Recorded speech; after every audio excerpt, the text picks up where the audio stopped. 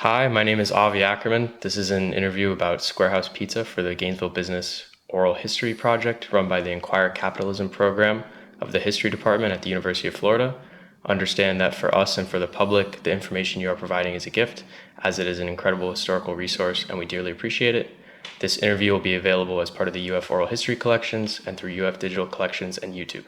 Please introduce yourself. What is your full name and could you please spell it? Sure. My name is Mark Rodriguez, Markrodriguez.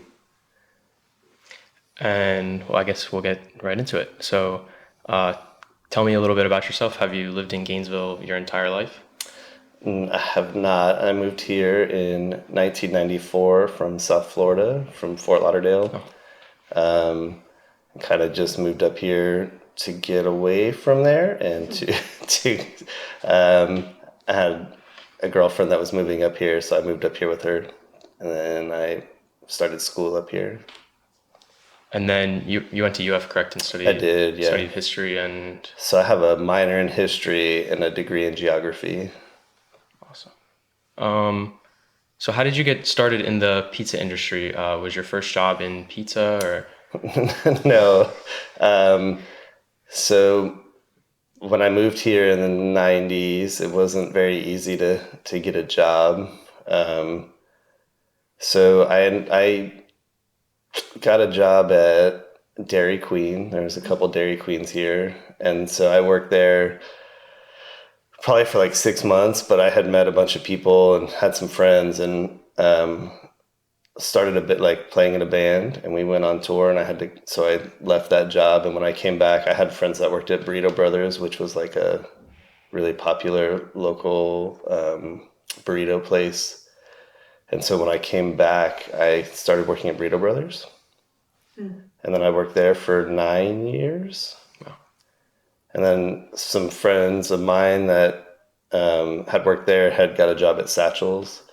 And they were like, oh, you should come here, like, whatever. And so then I ended up going there. And so that was kind of, it must have been 2003, 2004 maybe. Starting at Satchel's. Mm-hmm. What instrument did you play in the band? I played the guitar. So I grew up playing drums, and I toured a lot in bands where I played drums. And then probably time flies by, so I always think it wasn't that long ago, but it was probably like 14 years ago. I don't know, I switched to guitar. So yeah, I play both. Awesome. So now I play guitar in a band. So you can start your own band and I be one man. could record my own. It might not be good. Can you share a pivotal moment in your childhood or early life that helped to influence your career path, whether in music or in pizza? Oh, well, food was never,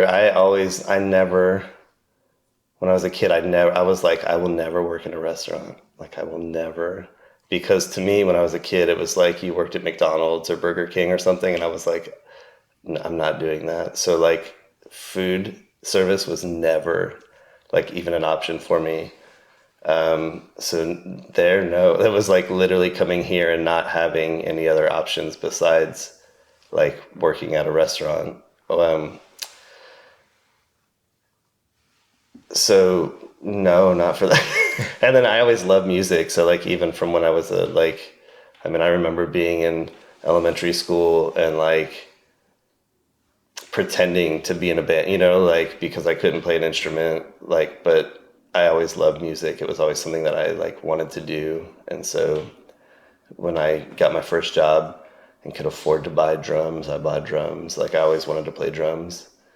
So, that was always just something I wanted to do. I think the pivotal moment for like restaurant work, and it kind of blends with playing music, is that especially in Gainesville, and I'm sure a lot of places, like the service industry is like a really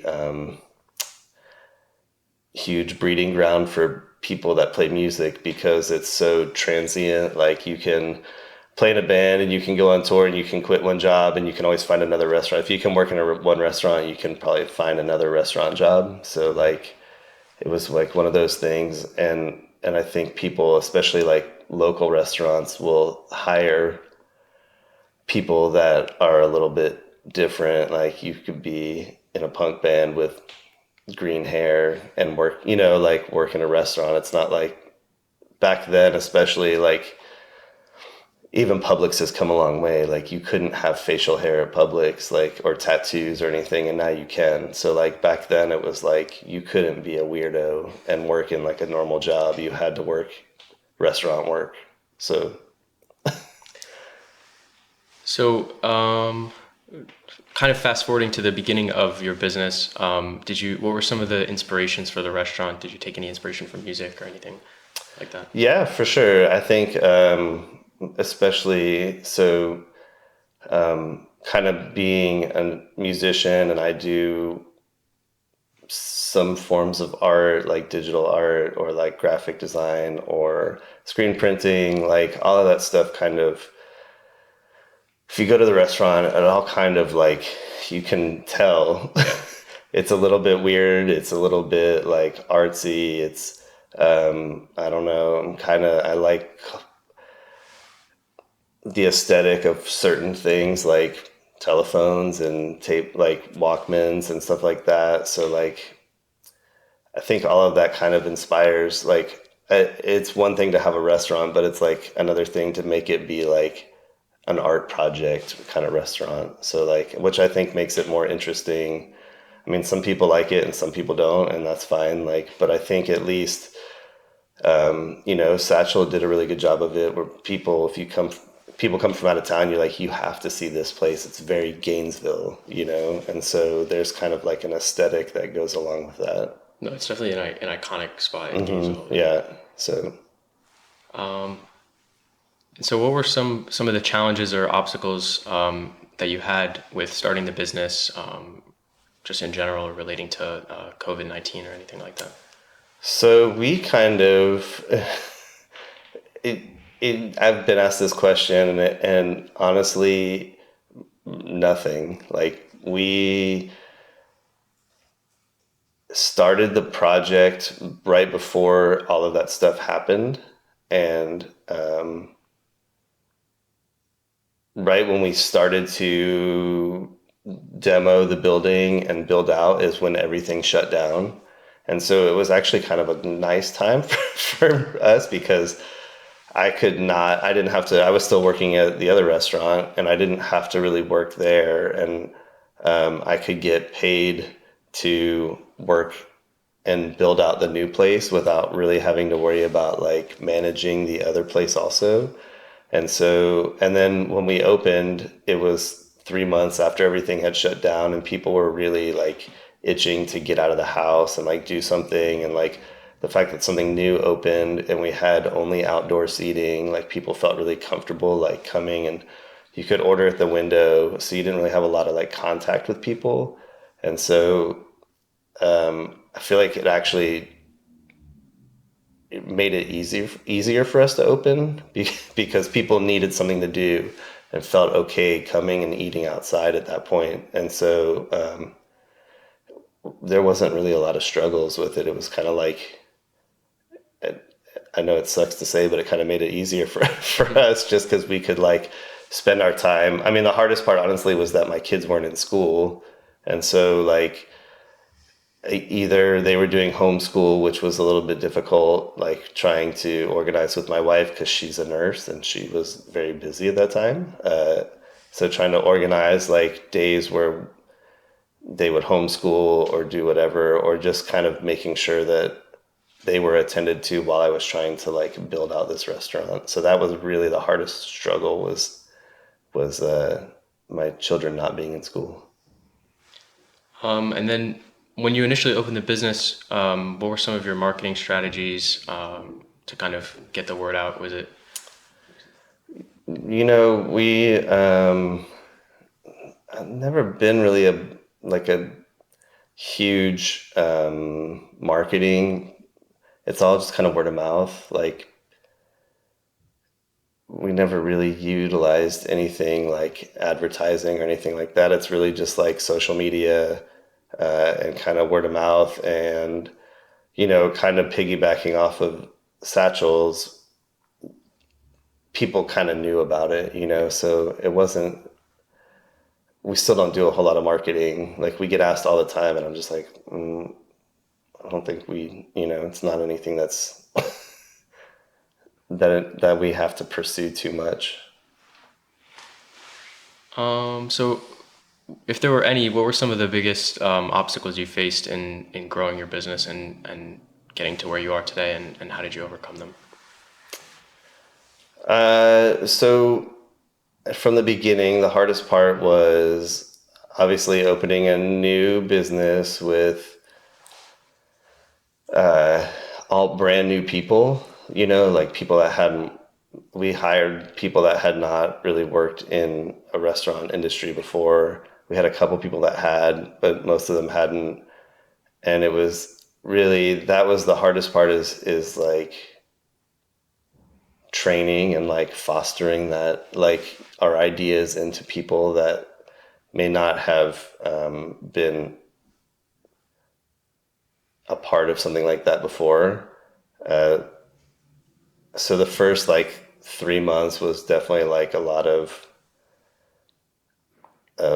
me working a lot, trying to get people up to speed and like how we want our restaurant to run and how like we want them to deal with people and how, and luckily we have a bunch of really great, like, smart young people that just kind of caught on, and like some people took the reins and like were like, I get it, I'm gonna help you train these people. So like after 3 months it got a lot easier. But that was kind of the biggest struggle. Can you discuss any significant risks you took in either opening or when operating the business, and if you did, how did they turn out? Sure. I mean, I think really opening any business is kind of a risk, and especially restaurants. A lot of, I think the success rate for restaurants is like pretty low in the first like 4 or 5 years or whatever. It's like 30% or something really low. It's so it's stressful when you have an idea and you put a bunch of money behind it and you're like, this has to work. And then because I think my brain works in a weird way, and I'm like, I don't want it to be like this, cookie cutter restaurant. Like, I make weird videos for social media, or I do this, like, and a lot of times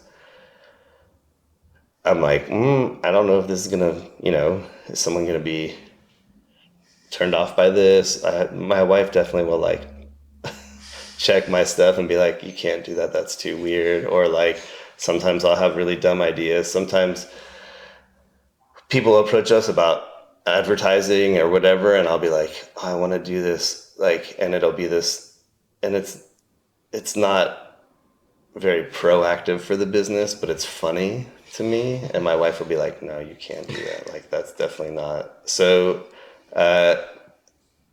being this person who thinks in weird ways and whatever is like kind of a struggle, because if I did everything that I wanted to do, I'm sure that there would be a lot of, there'd be some backlash from people that are just like, no. So I guess fast forward to the present day. You guys rebranded in the summer. Mm-hmm. And so how have you felt the business has changed since the rebrand? So I think that, so before I had Satchel was a silent partner, he kind of is very concerned about reputation and like all that stuff. So and like we have a different idea on aesthetic and like whatever. He's very like folky. I'm a little bit more like punk, like new wavy. So some of the stuff I did would be kind of like too weird for him, and I would have to like, I knew in my mind I would have to like rein myself in, and like, so since we bought him out and since the rebrand, I've had a lot more freedom. I feel a little bit more like comfortable and like being able to do everything that I want to do. So for me, it's been a lot better. It's been, like a lot of people still don't, it's been, 7 months and people still come in and still think it's the old place because it looks the same. It's all the same people that work there. Because I did everything from the beginning. Like it was all my aesthetic, all my, like, I hired all the people. So a lot of people just don't assume it's any different. But for me, it's a lot more like, it's less stressful because I don't have to worry about like, is he going to freak out and yell at me about some video I posted or like some, whatever, some picture I hung up in the restaurant. Like, but as far as like the public goes, like it's been great. Like most people, I mean, the whole idea was that it wouldn't change that much because again, it was all me from the beginning, and so most people don't notice. What would you consider your greatest success so far in the business? Honestly, to me, the biggest success is watching some of these young people that work for us, like kind of come into themselves and like become maybe something that they never saw themselves being, the woman who's our general manager started and she was very like quiet and kind of self-conscious and like kind of, very timid and was like didn't want to be in the way, and so she started working there, and I was never too sure about her, and like eventually she just kind of like started embracing like the job and kind of taking over, and like she's very caring, so she was like, you do a lot, like let me take some of this, and so she started taking on some of the roles that I was doing, and then she ended up becoming the general manager, where she like basically runs everything there now. And so like to me, that's the most rewarding thing, is like having people realize their potential. The restaurant is great, like it's fine, and it goes, and but to me, the people that work there are like they're the thing that makes it happen. Their success makes the restaurant succeed, and so Yeah, I don't.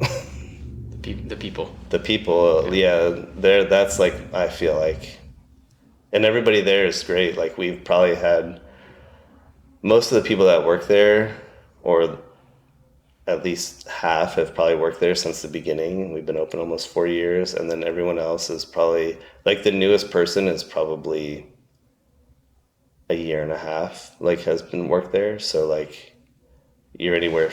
So we don't have a lot of turnover, and we don't have a lot of like people that leave. People that work there stay there, and that to me is like the success, is that having people have a job that they like. So Do you feel like that's kind of one of your favorite parts about being the owner, is being able to have that kind of mentorship role for the employees and being able to foster the kind of a family? yeah, yes. I like being able to help answer questions and direct and like do stuff like that. Yeah, I think that, again, I want everyone to go on and like do whatever they want in life. Like I don't think that restaurant work is for everybody, and I definitely don't think that working at our restaurant is people's like life goals. But I am like, I love being able to kind of have a place that fosters that. Like it's not, I don't know, it's like some places you work and it's kind of like a toxic workplace, and there's like, but but communicating, I like having a space where we can communicate. They can tell me I'm wrong. That's fine. Like, sometimes I'm wrong. I'm not, I'm not, so I like that they can do that, because then I think when they move on, they can like then bring all the things with them and be like, this is what I'm looking for. This is how I can work someplace and be happy. Like, this is what I need, you know? So, I like being able to provide that. I like having, there's definitely some older people that work there, older than me, that are like, it's weird that communicating is the hardest thing that I've had to like get accustomed to, because I've never had that. Like, I've never been able to tell my boss or the owner that like this thing that they're doing is like stupid. And like, I can tell you. And I'm like, yeah, that's fine. I mean, we might have a discussion about it, and I might tell you why I'm doing it. And maybe then you go like, it's still stupid, but I get it. Or I might go like, yeah, you're right. I shouldn't do that. Like, I'm wrong. It's fine. I don't have an ego about anything like that. So, How would you say most of your employees, like, what kind of age are they, or do you have a lot of like student age or? so we have some students. I would say that our age range is anywhere from right now 18 to like 55, but I would say most people are like 18 to 25, 26. And then we have a couple people that are older, two people that are older than me. But yeah, somewhere between then. And so we've had people that started 16 or 17 and that still work there. Or started at 17, 16, 17 and worked there till they were 18 and went to college somewhere, So like, it is like in the college student age, I guess. Um, what's your relationship like with the other businesses in Fourth Avenue Food Park and also in Gainesville as a whole? So the people in the food park are great. Like, we definitely communicate a lot. Munekas, who just moved in, like I've known, so it's a couple, Art and Emily, that own it, and I've known Art probably for like 25 years. Like, Wow. and then the cider company that just moved in not too long ago, like they're super great. Like, they're very active and want to like foster a community, which is like a huge part for me. Like having a restaurant is great, but to me, I love Gainesville, and I've always playing music and like being part of that, like being part of like a community is like a bigger deal to me. So like, for us, like having a restaurant to me is more about like providing a space for people. And so that's why I thought the food park is really great, because it kind of fosters a community atmosphere. The dry rot cider, those people want the same thing. They're just like, we'll do whatever. Like, we just want people to come in and like have a good time, and like, we want to. Community is what makes your town great or terrible. Like, if you have people that care about the community, that get along, your community can go really well. If you have everybody that's just an individual, like, your town just kind of is it's just there. And so I think Gainesville has always been kind of a community where people, even though it's a college town, there's enough locals that like do things and make things happen.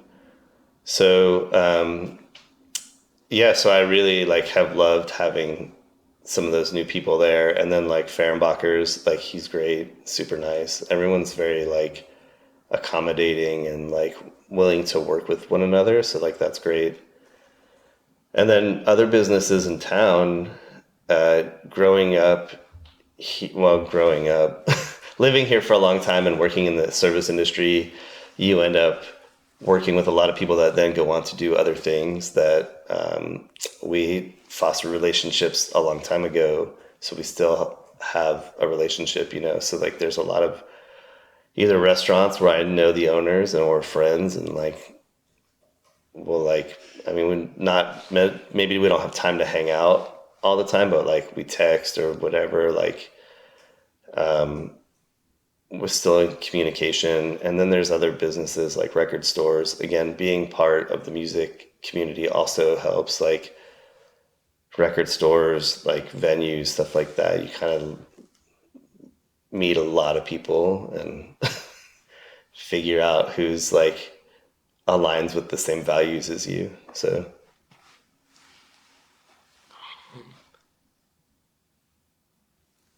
So, in your business, you have the charity program, the Roundup for Charity. Can you talk about that a little bit? How did it start? How? sure. So part of our again, part of our mission is to create a community, you know, and to really try to give back in some ways to the local, you know, area. And so we have the Roundup program where we give the option for people to round up to the next dollar, and we get to pick the charities that they go to. We have a board of a few people that pick the charities. People apply, and we get to pick them, and they're all, we only try to deal with local based charities that we think are people that are positively affecting our community, that are doing things for the community that I think kind of uplift people, and not necessarily these huge mega charities, you know, where I think they all have their place, but like to me, we want to have a local footprint, you know, like we want it to directly affect people that we can see. And so it's always just been, it's part of us giving back, being able to give back to our community, and really just having a platform for people that come in to do the same thing. And so outside of that, we give a lot to charity or to local organizations on our own. That so we try to do both. You know, we try to provide the opportunity for customers to like help out, but then we also do other charitable things that aren't related to the Roundup. Um, so I guess switching over to kind of the actual food and the menu. What was there any kind of inspiration for the square Detroit style pizza? It's the only in town. Oh yeah. So honestly, it was one of those things where like not everybody knows it exists. There's a lot of regional pizzas that like even still to this day that I like hear about that I'm like, what? Like, you know, there's like New Haven pizza and there's New Jersey pizza, which is different than New York pizza. And then there's, you know, whatever, like, but it was kind of just one that we came across. And honestly, like the first time I had it, I was like, this is the best pizza I've ever had, you know? And so then we spent a lot of time just trying to figure out how to as accurately as we can recreate that pizza because it was so like amazing. And so it didn't exist here. So it was like kind of one, I mean, it's great to have something that nobody else has here because if you want it, then you're going to come to us. And, but also it was just like, it's just delicious. I don't, I don't know, like much more than that. Like it's kind of like, it's just one of those things where the first time I tried it, I'm like, oh, I want to do this. And then the connection kind of with the waffles as well. The waffles was definitely not my idea, honestly. That was something Satchel had always wanted to do that. And so when we were opening this place, he was like, he always wanted to do it at the other place, but like didn't know he was going to have a food truck, and he was like, he could never really like I think, flesh out the idea. And so when this place was opening, he's like, we'll do these waffles. And I was like, I don't know, waffles. Like, I'm like, you're going to have to make these for me, like, because he would talk about it all the time. I'm like, yeah, who cares about waffles? Like, you'll have to make them for me to like sell me on them. And then he did. And I was like, oh, these are like amazing. And so, yeah, it was just kind of like this weird thing that got thrown in, but it just kind of works. Like, I don't, cause I don't really know how or why, but it works. So yeah, I don't really have much behind that. Because it's an interesting connection because, waffles and pizza, I mean, they're both square. Yeah, well, so yeah, I will tell you that most waffles nowadays are either like Belgian waffles, which are like really thick, or round like Eggo waffles. So we definitely put effort into making them square. We all our waffle irons are from like the 50s. They're like all these old, yes, that you can't find anymore. Or you have to buy them used. They don't make them like this anymore. Like I said, everything now is like a Belgian style, so it's like thicker. We want like thin, crispy waffles, but wanted them to fit into the square theme. Right. Yeah. So has it been difficult to find those those waffle irons? It's like it definitely goes through waves. Like there's a guy who works for us who one of his jobs is to work on the waffle irons. He has to like resurface them. He has to like rewire them. He kind of took on that role, and so he will like go through phases of like looking online for these waffle makers.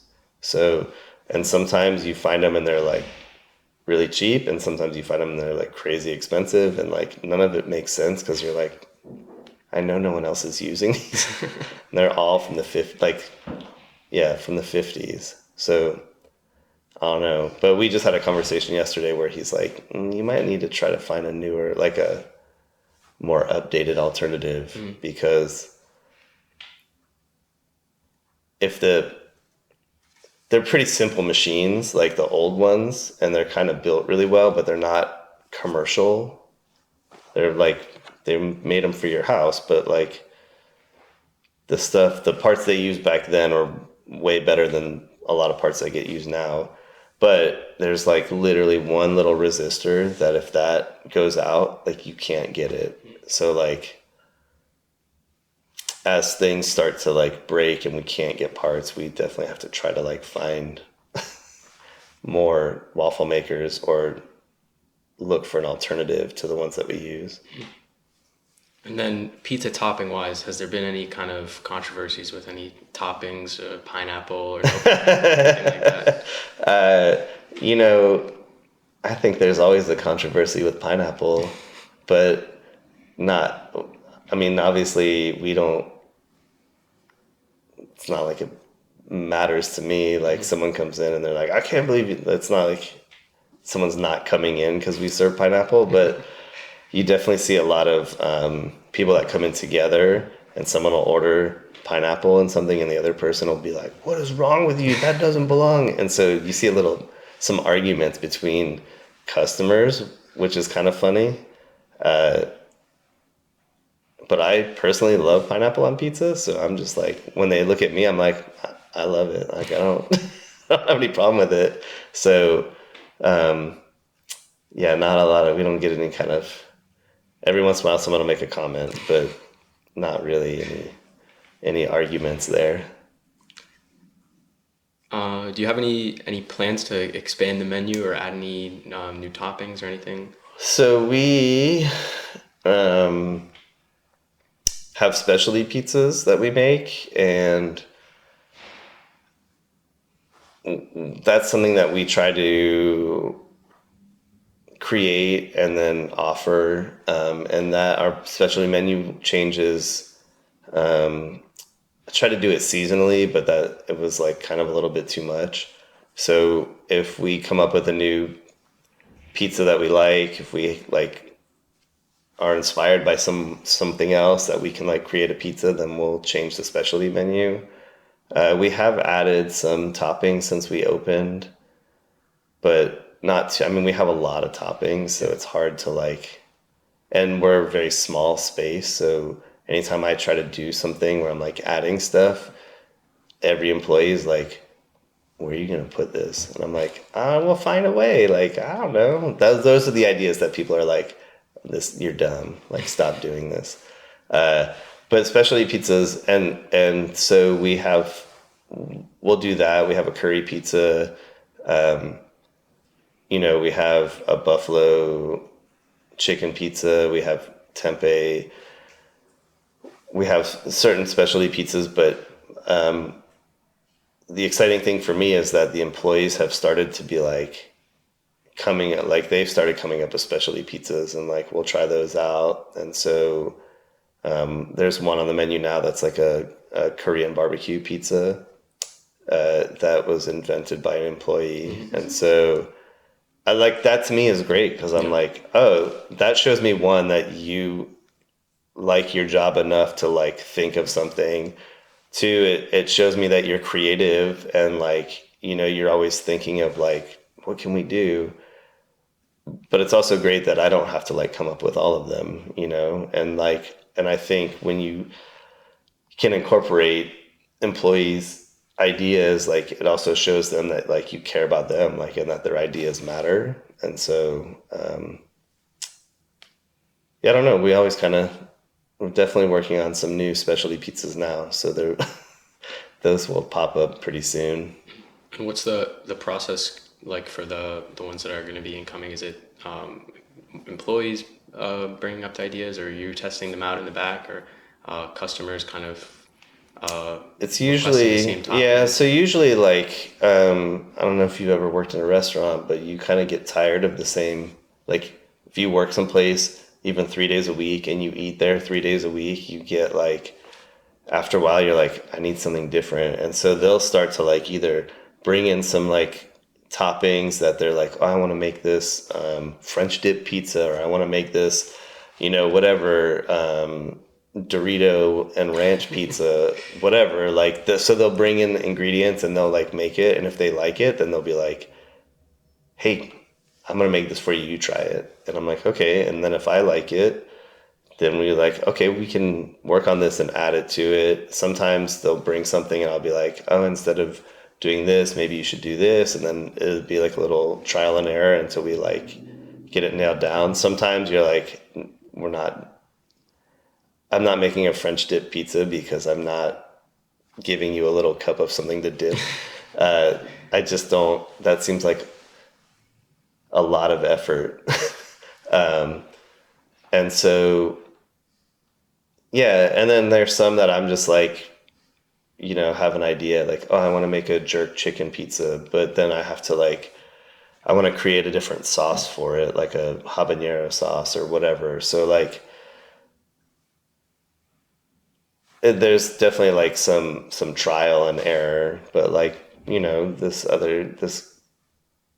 guy that works there is like made a BLT pizza the other night and was like, you gotta try it. And I'm like, all right. And I'm like, this is great. So sometimes it's really easy where you're like, yeah, this works, this is this makes sense. And then sometimes there's like some workshopping that goes into it, and then sometimes it's just like, I don't even want to hear this idea. Because they will also purposely come up with dumb ideas to be like, hey, here, they'll have like a list, here's 14 different specialty pizzas, and I'll be like, 5 of them I'll be like, you have to be kidding, like this is a joke, right? But I think they do that on purpose too, because they know that I think it's funny, they think it's funny, so Just to see what they can get you to. yeah, I think they will like definitely try to be like, they also know that sometimes I'll be like, yeah, let's try it. Like, let's get weird. Like, and so I think sometimes they're like, how do we make this happen? Like, can we make this? I mean, there's one of the night managers like only comes up with stupid ideas, like because he thinks it's funny. Like he was like, No, I have to think of what he called it. Bean. I can't remember now. It had baked beans and like something else on it. And it was, I'm like, no, like what? And I think he made it for himself and was like, this is terrible. And I'm like, yeah, that's why I said no. Um, so I guess some of the designs for the logos and everything like that, the tiger is a big aspect of the design. Is there any kind of story behind it or inspiration? Uh, yes and no. It has a kind of, to me, aesthetically, it's, again, I do all the design stuff for the restaurant, and so it's always kind of like, I grew up in a very like punk rock setting of like making cut and paste flyers, of like doing, stuff that's like a little bit bolder, like whatever, and also like in a tattoo kind of like, that's the style of artwork I like. And so that tiger kind of just fit into that aesthetic, but also there's the Detroit Tigers, which is, their baseball team. And so kind of borrowing some from like going up there and just seeing like a lot of the Detroit stuff, like, and somehow like the Tigers are like a big theme up there, even though like they have the Lions, they have other like sports teams. Like you see Detroit Tigers a lot, like on the T-shirt. Like, if you get a Detroit shirt, it's like the D. That's like the Tigers logo, whatever. So like it kind of was just one of those things where I'm like, oh, it has this tattoo punk aesthetic, but it also fits into the Detroit Tigers kind of idea. So it was kind of like an homage to Detroit, but in like a different aesthetic kind of way. Yeah. And then the merchandise also, the shirt you've got is awesome. Yeah. Yeah, it's again, I come from a punk background, like to me, and this is where my wife and I differ, where I'm like, oh, like if it was up to me, everything would be like skulls and like whatever, and she's just like, no, like normal people don't want that. Like, no, like you might sell 5 shirts to like punk kids or whatever, but like normal people don't want that. So sometimes I'll make shirts like this for because I want one, and like make a small limited run that I know I'm not really going to sell that many of, and then kind of try to do a different design that is more pleasing to like a more normal crowd, I guess. I don't know what the term is, but she's definitely been like, I'll help you design some shirts. And like our aesthetic isn't necessarily the same, but sometimes I have to be like, all right, cool. And then somehow her shirts are always like do pretty well. And I'll be like, okay, I get it. Like, it can't all be like punk related. But I wanted this shirt and I was like, I'm going to make a small run. So yeah, I don't know. And I think some people kind of latch onto that. Again, I think it's one of those things too that makes us, like you can't go to Moe's and get a shirt, that is a little bit out there, whatever. I mean, maybe you can, I don't know. I never go to Moe's, but I don't think you can. Yeah. it's just kind of like I've been in punk bands since I was 14. So like, it's just part of my life. And so when I design stuff, that's automatically where I go. And then she has to like reel me in. Do you have like employees who kind of bring up ideas for merchandise or designs or stuff like that? I don't think not really. Mostly because I'm trying to think if anyone's ever like. Definitely, I have a couple people that are like, oh, let me design something, and I'm like, some of that I'm like, yes and no. Like mostly because I'm very specific about it, and I don't know what their level of criticism is either. You know, like if they design something and I go like, man, that sucks. Like, I don't like it. I don't want them to be like, take it personally and be discouraged. Like, I don't have that. If someone told me like, oh man, I hate that shirt, it sucks. I'm like, okay, that's fine. Like, I don't care. Like, it's fine. Or like, I hate your art. I'd be like, that doesn't bother me because I know that it's not for everybody. I don't know what their level of confidence in their, and because their level of excitement is so high, like, oh my God, look at this thing, you know? And some I've had, like, there's a person that works there that they designed something and I was just like, you know, maybe we could like alter it a little bit, but then they just never came back to me with anything. So I was like, I think they just don't, you know, they have this idea, they don't want to alter it. And so there's been a little bit of like, I think prodding from them, but then it never really comes through just because I'm kind of specific about that. Um, have you had any thoughts about growing or expanding the restaurant? No.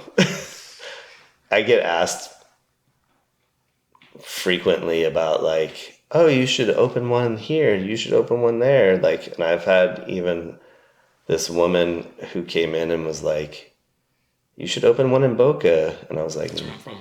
yeah. And I was like, she's like, this place, because our gluten-free pizza is like really good and we make it from scratch. And she like comes up here and will come just for gluten-free pizza. And My she's like, sister's the same way. and she's like, if you open one of these in Boca, it would like, you would just be like rolling in money or whatever. And I'm like, like, but I'd have to live in Boca. Like, no. And she was like, what would it take? And I'm just like, I just don't. And she's like, I'll go get my checkbook right now. And I'm like, no, like, I think eventually my family will move somewhere, you know, like my wife always wants to move to like North Carolina or somewhere. I think eventually down the road, we will move and maybe open another one wherever we go and kind of pass this one along to an employee that I feel like can run it and like run it the way that I want it to happen. But I just don't, it's so much work to run a restaurant and to like train people and to like, even being in town, nothing runs exactly the way you want it to run, right? Like, so like I can't be there every minute of the day. So like, again, going back to this conversation with the guy who fixes waffle makers, he's like, well, if at night they just opened them and turned them over, you know, like to let them cool off faster. Like, and I'm like, cool. I bring these, I tell them these things, but it just doesn't, without me standing there being like, make sure you do this. Like, it's hard to like make everything you want happen. So I can't imagine living or having a place, if I lived here and opened one in Jacksonville, like I can't be at both places every day. And I definitely don't want to drive back. And like, I couldn't imagine, like, it's such a personal thing. It's not like a chain restaurant where I'm like, oh, we just like pop up these little things. Like, it means a lot to me, even the aesthetics, like, because people have asked about franchising and I'm like, but you don't have the same ideas and the same like style that I have. So like, is it going to be similar? Are you going to be able to go to, you know, a place like Repurpose Project and find things that I think are interesting? Like, not everybody thinks telephones are interesting, you know? So like, and you might have your own ideas, but maybe I'm like, that doesn't really fit with like what I would do. And so if it was this a Squarehouse somewhere else, I want it to be where you go and go like, oh, it's very noticeable. Like, oh, this has the same aesthetic. Like, so no, it's not like in my mind.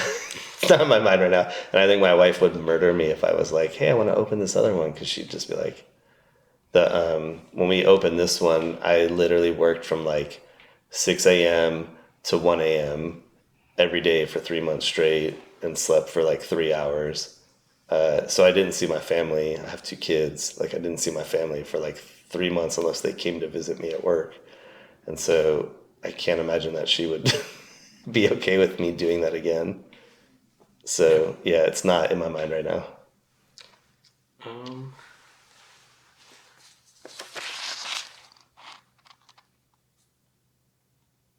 I think that's really all the questions I had. Is there anything else you wanted to talk about, or?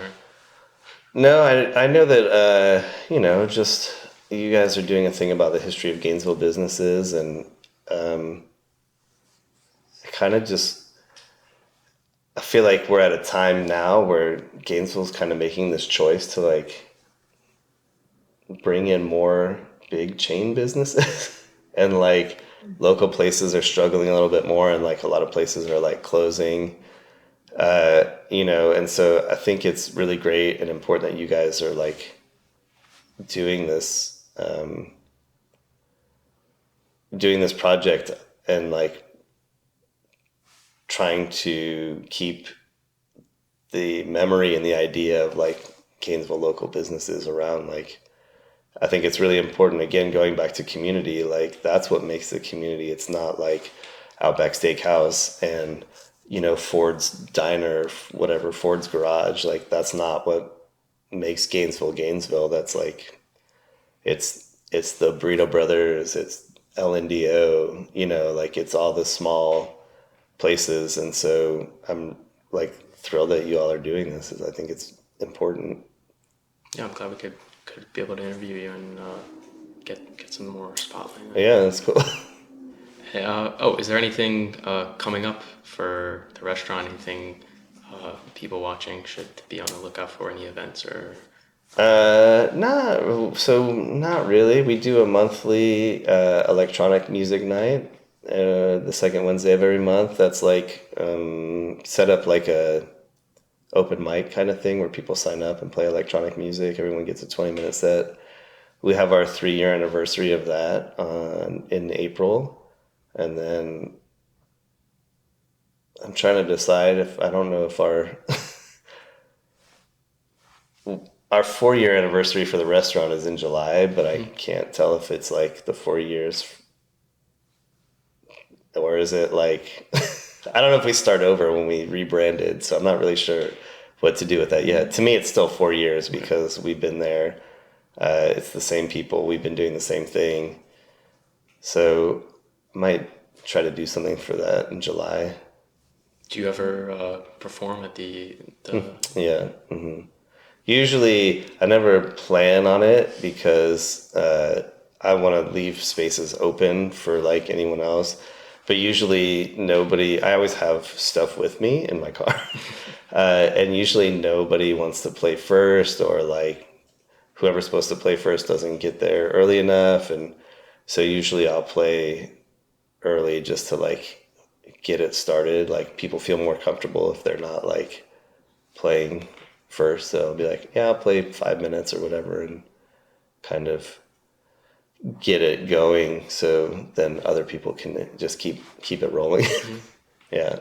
What music would you say is your favorite music or inspiration for bands or artists or anything like that? Oh, I kind of like also, I know it's like very cliche to say I like a lot of stuff, but I do like a lot of stuff. I mean, I grew up in South Florida in the 80s listening to like Miami bass. So like I love Miami Miami bass. I played in punk bands forever. I love like weird punk music, not like straightforward punk music, but like a little bit more like a little bit weirder. And then like I play electronic music, so like all sorts of electronic music. I don't know. I kind of just run the gamut of stuff, but I also like some pop music and like I don't know. I feel like if it's catchy, I'm like okay, cool. Yeah. So I don't really have a It's hard to narrow it down. Yeah. I like a lot of stuff, and I will listen to a lot of stuff, and there's a lot of stuff I hate that falls into those same categories. So like, I'm just very like, I guess it has to just be whatever it is. Awesome. Yeah. Well, thank you so much. Yeah, thank you. Glad we were able to do this. Yeah, appreciate it.